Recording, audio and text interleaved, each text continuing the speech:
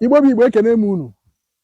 Aha m bụ Maazị Obinwoye, onye eji omenigbo wee mara.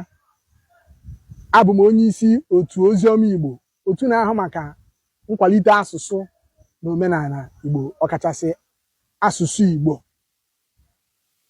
Anyị abịakwa ọzọ n'oge ilu Igbo.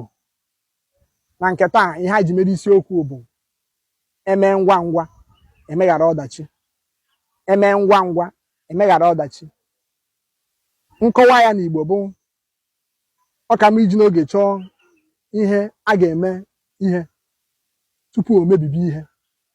Ọ ka mma iji n'oge chọba ihe a ga-eme ihe maọbụ ọnọdụ tupu o mebibi ihe. When we now come to the translation. Translation eme ngwa ngwa emeghara ọdachi abụghị when we do fast, we will escape obstacles on his path. Ọ dịghị etu ahụ. Ntụgharị ya etu o si dị bụ a stitch in time saves nine. A stitch in time saves nine. Or it is an English proverb.